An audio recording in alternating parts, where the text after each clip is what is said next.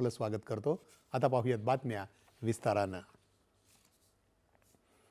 राज्यातल्या 29 महानगरपालिकांचे निकाल जवळपास हाती आले असून 29 पैकी 22 पेक्षा जास्त महापालिकांवर भाजपा आणि महायुतीनं वर्चस्व मिळवलं आहे।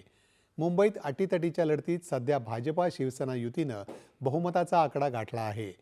नागपूर, पुणे, पिंपरी चिंचवड, नाशिक, नवी मुंबई, मीरा भाईंदर, सोलापूर, सांगली, मिरज, नांदेड, जळगाव, धुळे, जालना, पनवेल आणि इचलकरंजी या ठिकाणी भाजपानं एकहाती सत्ता मिळवली आहे।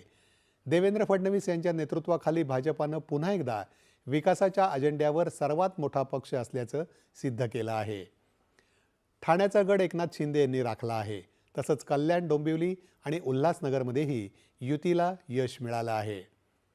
लातूर महानगरपालिकेत काँग्रेस विजयी झाला आहे, तर भिवंडी, निजामपूर महापालिकेतही काँग्रेस सर्वात मोठा पक्ष ठरला आहे, तर परभणीमध्ये उद्धव ठाकरे यांच्या पक्षाला यश मिळालं आहे।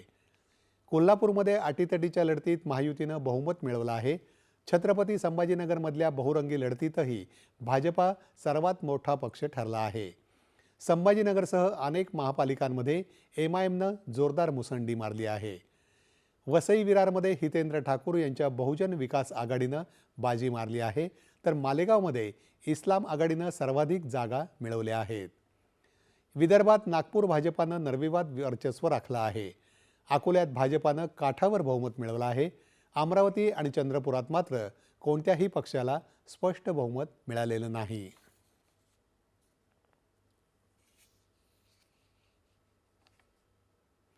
देशातली 75,000 कोटी रुपयांच्या सर्वात